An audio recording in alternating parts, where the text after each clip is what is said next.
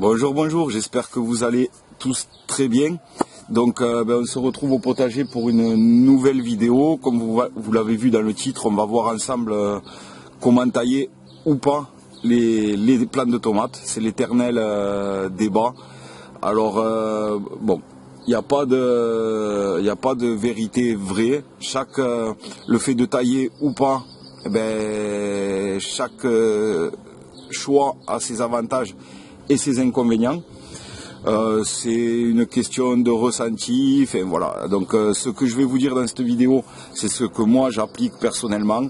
Je sais qu'il y en a qui taillent absolument tous les gourmands, d'autres qui ne taillent pas du tout.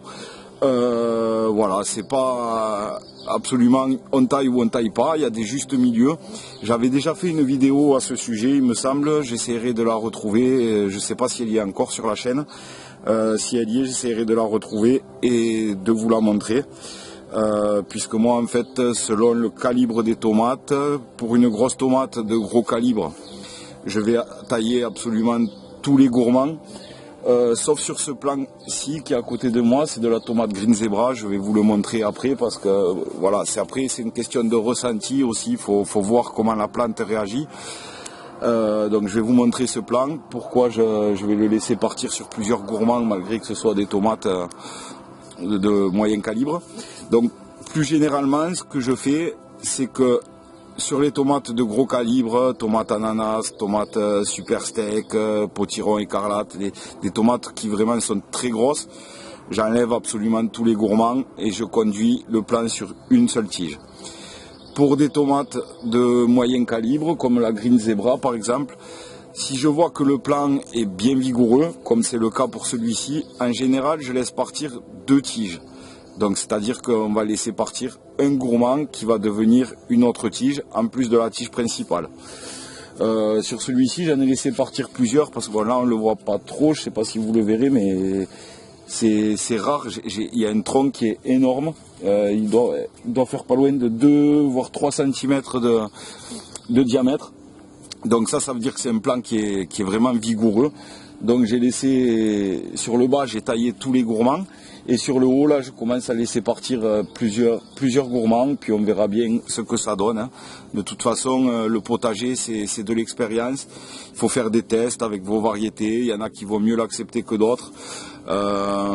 Pour le cas de la tomate ananas, par exemple, parce que c'est une tomate que je cultive chaque année, je vais essayer de me dépêcher parce que il n'y a pas le soleil. Je vous voyez pas le ciel, mais c'est vraiment pas beau.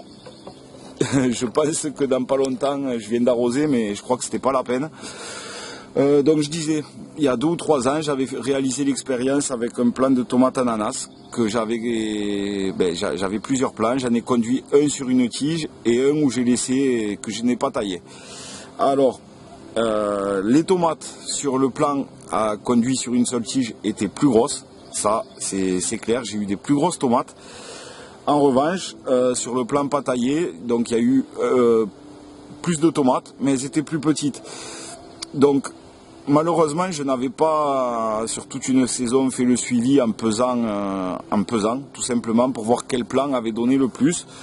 Mais je pense que l'un dans l'autre, ça revenait au même. Alors, un des gros inconvénients, je trouve, quand on ne taille pas, qu'on laisse buissonner les plants, c'est que la tomate, vous le savez, c'est sensible au mildiou. Le mildiou, c'est quand même, il vient souvent se mettre quand il y a de l'humidité, que les plants ne sont pas bien aérés. C'est là que vient se mettre le mildiou. Et donc, quand on ne taille pas, les plants, souvent, ça fait un gros buisson et ça favorise l'apparition du mildiou. Donc voilà, et ensuite, donc ça c'était pour les... Donc je vous ai expliqué, tomates de gros calibre, je les mets sur une tige. Moyen calibre, je reste sur une, voire 2 tiges, voire plus là si j'ai un plan vraiment vigoureux. Et après par contre, sur les tomates cerises, en général, je fais partir sur 3 tiges. Je laisse les 2 gourmands les plus bas pour vraiment faire 2 longues tiges et la tige principale, donc ça nous fait 3 tiges. Donc voilà, bon, on va faire un petit tour, je vais vous montrer quelques gourmands, voilà. Allez, à tout de suite, je passe derrière la caméra et on voit ça ensemble. Donc là, voilà, on est sur un plat de tomates ananas. qui commencent déjà, j'ai les premières du bas qui commencent à mûrir. Bon, elles ne sont pas excessivement grosses, ceux-là pour l'instant, on verra sur les prochains bouquets.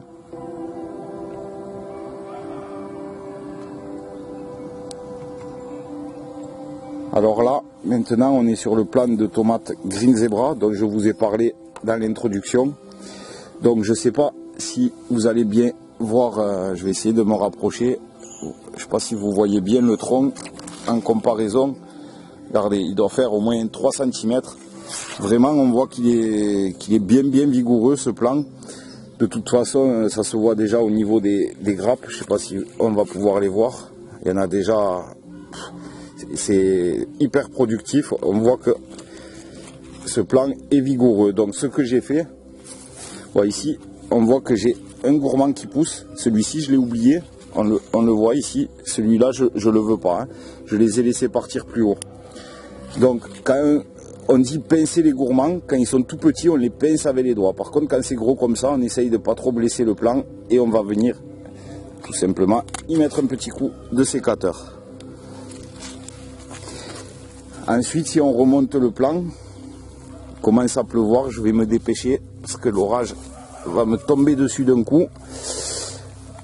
Donc si on remonte le plan, vu qu'il est vigoureux, même sur le haut, là on est sur le haut du plan, hein, ça fait la taille d'un pouce déjà. Donc là ce que j'ai fait c'est que, je ne sais pas si vous les voyez, là j'ai laissé partir en fait 2 gourmands, voilà, qui vont venir me donner à partir de là une autre tige. Alors par contre après ce qu'il faut penser c'est que sur chaque, quand vous laissez partir 2 tiges, voire 3 tiges ou 4 tiges, vous allez avoir des gourmands qui se développent sur toutes les tiges.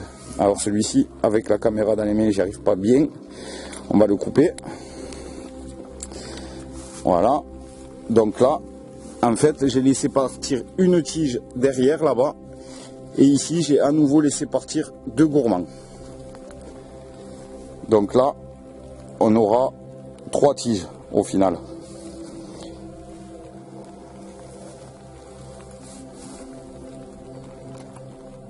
Alors ici, on est sur un plan de tomates cerises indigo blueberry. Alors j'ai déjà fait des tomates cerises indigo, mais les blueberry c'est la première année, donc je ne sais pas trop ce que ça donne. Donc là pareil, donc j'ai oublié quand j'ai planté de laisser partir, emporté par l'élan, j'ai taillé tous les gourmands au pied. Alors normalement j'aurais dû laisser partir mes gourmands d'ici pour faire 3 tiges. C'est pas grave, je les ai oubliés, bon, j'ai oublié de les laisser. Donc si on remonte le plan, à partir de là, vous voyez, j'en ai laissé un qui va me former une deuxième tige. Et je vais également laisser là la tête, je sais pas si... On le voit bien, il y a déjà des petits gourmands qui se forment aussi. Et ceux-là, également, je vais les laisser partir.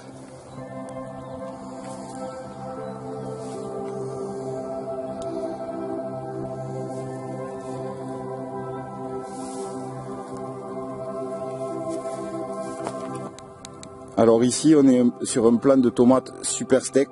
C'est des tomates... moi je m'en sers pour farcir parce que niveau saveur c'est pas ce qu'il y a de top, mais c'est des tomates qui peuvent faire jusqu'à 1 kg. Donc pour faire des tomates farcies c'est assez sympa. Alors celui-ci, malgré qu'il ait un tronc bien vigoureux comme l'autre, j'ai quand même, je ne sais pas si vous le voyez, j'ai laissé partir, j'ai laissé, c'était pas volontaire, j'ai oublié de tailler ce gourmand. Alors comme c'est vraiment un plan où je veux que les tomates soient les plus grosses possibles, je vais quand même le supprimer même si c'est trop tard. Voilà, il y avait un bouquet dessus, bon, c'est pas très grave, hein. Vous voyez, le gourmand en fait, ouais, on va le mettre là, ça ira mieux. Le gourmand c'est vraiment, après il y a d'autres gourmands dessus qui se forment, là il y avait les bouquets, bon, voilà. Ça après si vous voulez, vous pouvez le mettre un peu dans l'eau, vous le mettez dans l'eau, il y a des racines qui vont se former et vous pouvez le replanter et vous aurez un autre plant. D'ailleurs, je vais le faire avec celui-ci, comme ça je vous ferai une vidéo sur le bouturage des tomates. Alors ici on est sur de la ronde de Saint-Pierre, qui est assez vigoureux aussi, on le voit. Donc celui-ci, j'ai supprimé tous les gourmands. Ce qu'il y a, c'est que comme le plant est vigoureux, c'est une tomate de moyen calibre, je vais certainement laisser partir un gourmand très bientôt. Par contre, regardez, je voulais vous montrer ça. Souvent au pied, sur les premiers gourmands, quand vous plantez, n'oubliez pas de venir les supprimer. Ça repousse toujours au pied. C'est là où c'est le plus humide, donc les gourmands ont tendance à toujours repousser. Alors pour ceux on m'a déjà demandé pourquoi j'ai mis ces petites gaines rouges, tout simplement parce que là j'ai mis de la pouzzolane, que ce soit pouzzolane ou paillage, en général ça absorbe l'eau, le copeau de bois ou autre, et comme cette année j'ai choisi d'arroser avec du goutte à goutte, hop là, que j'ai fait. Comme cette année j'ai choisi d'arroser au goutte à goutte, je voulais vraiment que l'eau aille directement aux racines et ne soit pas perdue dans le paillage. Donc j'ai fait ce système, ça protège également le pied de la pouzzolane qui peut être un petit peu tranchante. Donc voilà, au moins ça ne me blesse pas le pied. Et dernière chose, c'est que je peux venir y faire mes apports, je mets mon fumier directement là où mon compost. L'eau vient goûter dessus et ça me nourrit le plant parfaitement. Donc voilà, donc là on est sur de la Saint-Pierre. Commence à pleuvoir bien comme il faut, je vais me dépêcher.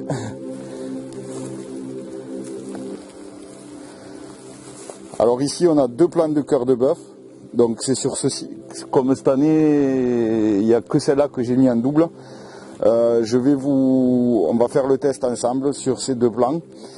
Donc celui-ci, j'ai taillé tous les gourmands. Attends, je dis des bêtises. Il y en a un qui est en train de partir là, que je veux pas. Bon, je vais le tailler. Où il est? Ah ben vous voyez, c'est un qui m'est parti du pied.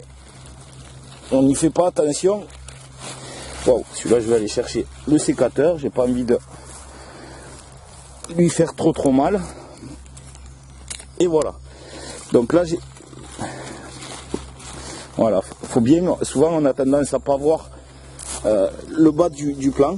Du coup, alors ce que je fais aussi, au bout d'un moment, quand le plant a assez de végétation pour faire la photosynthèse, etc., j'aime bien enlever les branches du bas pour dégager le pied.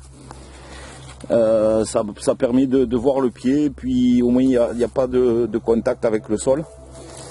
Donc celui-ci, pour ces 2 plants, celui-ci je vais le conduire sur une seule tige, et celui-ci j'ai laissé partir une tige à cet endroit. Là on aura 2 gourmands, comme ça on pourra faire la comparaison entre les tailles des 2 fruits par la suite. Donc voilà, je pense avoir fait un petit peu le tour. Petite précision, ça également, j'en avais fait une photo sur la pollinisation des tomates. Quand vous faites un petit tour de votre jardin, pour tailler les gourmands, enlever l'herbe, etc. Quand vous avez des bouquets comme ça, n'hésitez pas tout simplement à les tapoter doucement, hein, pour ne pas faire tomber non plus les fleurs. Vous les tapotez, parce qu'en fait vous remarquerez que tous vos fleurs de tomates, toutes vos fleurs, sont recourbées vers le bas. C'est parce que la pollinisation se passe là-dedans, à l'intérieur. Et contrairement à ce qu'on pourrait penser, ce ne sont pas les insectes qui pollinisent les tomates, puisque le pollen est difficilement accessible. Donc à la limite, les bourdons peut-être pourraient accéder au pollen, mais les abeilles, contrairement à ce qu'on pense, ne polliniseront pas vos plants de tomates. D'ailleurs, vous regarderez bien, vous ne verrez très peu d'abeilles sur vos plants de tomates.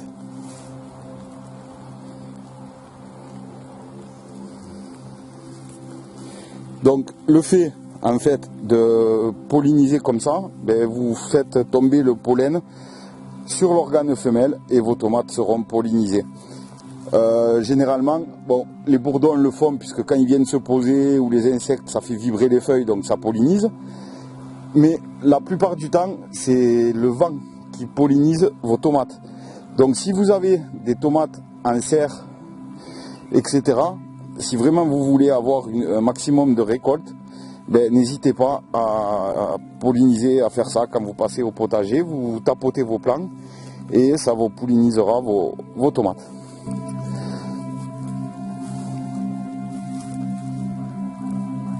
Donc voilà, j'espère que cette vidéo vous aura plu. On se dit à bientôt pour une prochaine vidéo. On verra ensemble l'entretien, les gestes courants du potager, tout ce qu'il y a à faire chaque jour. Ce que je viens de vous montrer, ça en fait partie, mais bon, il y a d'autres choses que l'on peut faire, donc je vous montrerai ça. Allez, à bientôt pour une prochaine vidéo.